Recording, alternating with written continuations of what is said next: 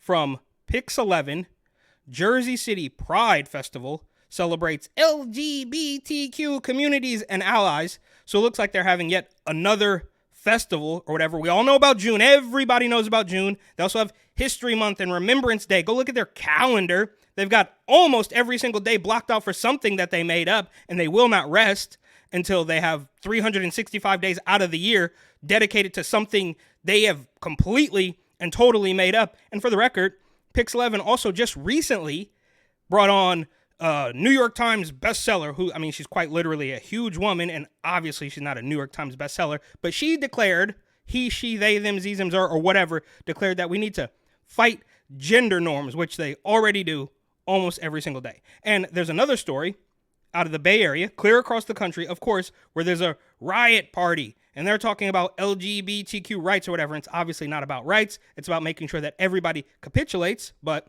my name's Eric. This channel is called Report and Opine. Please like, comment, share, subscribe, hit the notification bell. I'm absolutely begging you. I'm begging you, please. Come on, please. It would help me a lot and cost you nothing. But if you wanted to help me even more and spend a tiny bit of money, you would buy my book, New York City 2020, Gotham Unglued, on Amazon.com. That link will be in the description. Glittery unicorns on stilts, one of the most eye-catching parts of the Jersey City Pride Festival. They love it. Everyone's so nice here. We love it. No, well, everybody doesn't love it, but did you do this in June as well? I mean, how many times a year, how many times a day are you going to do this? Yeah, and here our celebration, of love and acceptance. I love it. But amid the party atmosphere, a serious reminder from the organizers. That's why we celebrate every year, to show everyone that we're here and to remember how quickly our rights can be taken away if we're not vigilant. And what rights are you talking about? They're never going to talk about the rights that they're so scared are going to be taken away from them. What rights are those? Right? They can never answer any of these questions, obviously. Former New Jersey Governor Jim McGreevey delivered that same message. He resigned from office in 2004 after news broke that he was cheating on his wife with a man. I've actually never heard about that, but it totally makes sense. And they're not going to mention the party. Was this guy a Republican? Was he a Democrat? Right? I mean, we're not going to hear anything about that. Community can't take it for granted. On one hand, I think America has moved forward and we'd like to respect everyone's perspective, but people have to... No, you don't. Quite obviously, you can watch thousands of hours of footage on YouTube where people are they're clearly not accepting of everybody. All you have to do is put on a red hat and then they do a 180 on you like that. It's very inclusive for all. There's children here. There's people of all colors here. They say actually God loves everybody, so that's nice. Except for when I whip out my Trump hat or when I talk about Trump, there is no love there.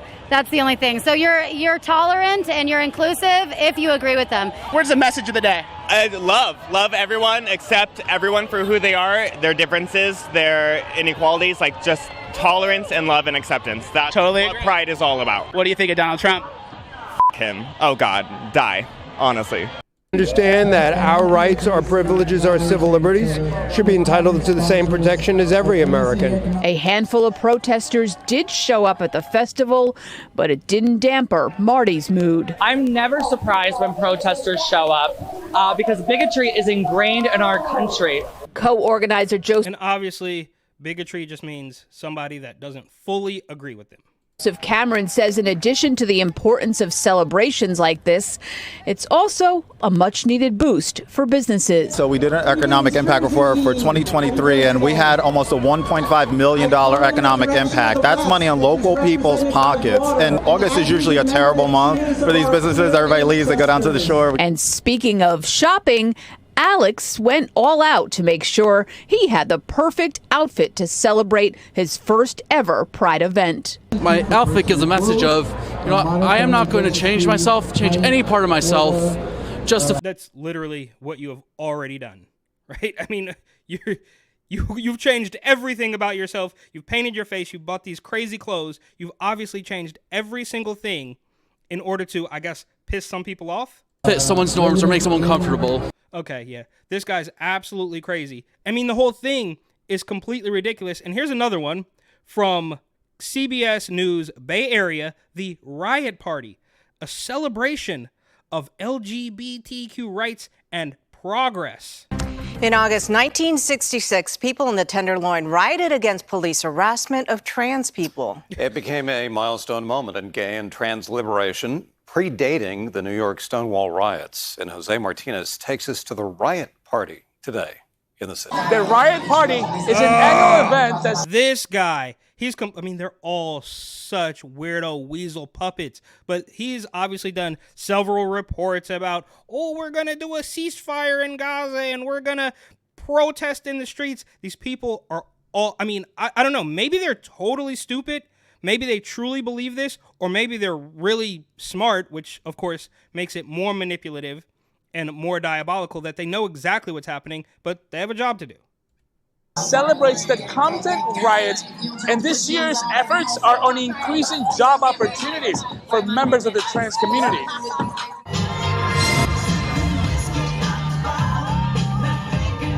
It's more than just a party. It's a powerful reminder of the progress made and the work still ahead. I love that, but I'm required to be here because this is our civil rights, so we should be here supporting. One of the many people celebrating. Wait. This is your civil rights? Because those are completely different from the civil rights of everybody. Those are completely different than the human rights of everybody. This is obviously not about rights. This is about demanding special treatment, and everybody capitulate to the agenda. It's just a power play on every possible level. But in today's Riot Party 2024 at the Capitol Gardens is Taylor Quentin. I wanted to find a place where I could express and it not be judged so harshly. Taylor is one of dozens who gathered to mark the end of Transgender History Month in a celebration organized by the Transgender And there you go. So there is a Transformer History Month. There is Pride Month in June. You think they're going to stop there? You think that's going to be the end of it? Obviously not. District. The Riot Party 2024 honored the Compton's cafeteria riots of 1966. Hold on. Go back just a couple seconds, and you can see there.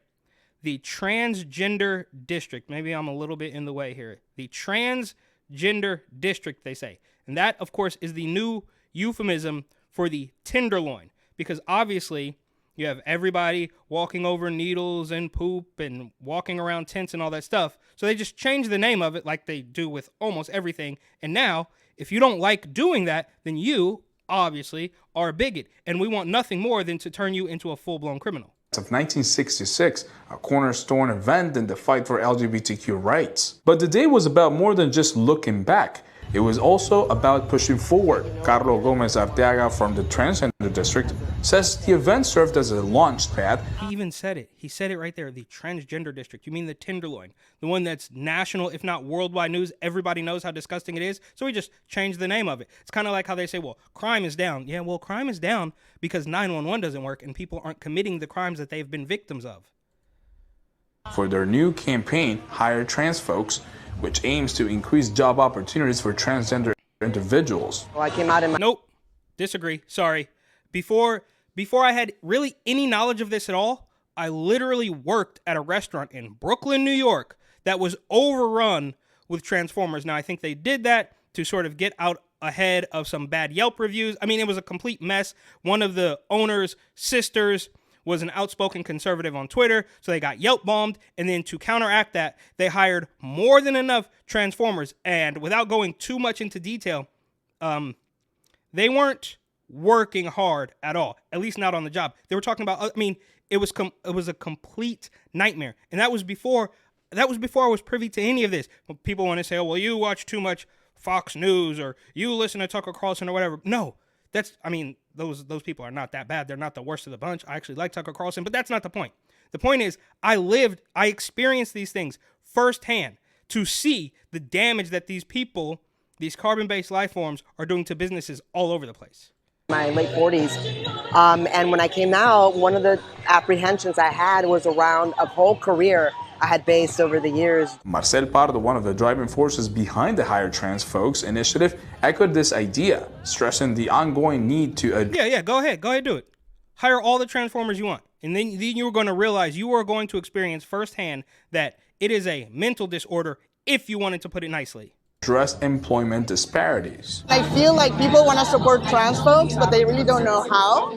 And so our campaign, Hire Trans Folks, is a call to action. Marcel tells me that while strides have been made in the fight for LGBTQ+ rights, economic disparities within the community continue to pose significant challenges. New data shows that LGBTQ+ households are disproportionately affected by poverty, with many living at or near the poverty line.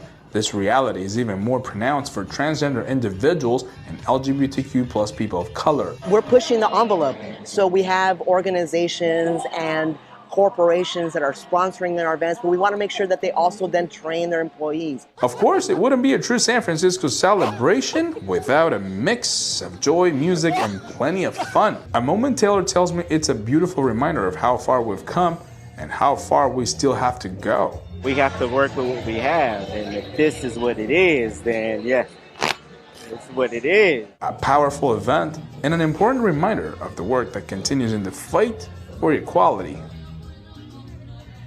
This is absolutely crazy. And obviously, this is clear to anybody paying attention. This is clear to anybody with two brain cells rub together, or an IQ above the room temperature more than their shoe size, or whatever it is that people say, that this has nothing to do with rights or remembering or all these festivals, these parties they have. It is simply about demanding attention, demanding cooperation, and demanding that everybody agree with your weirdo delusion.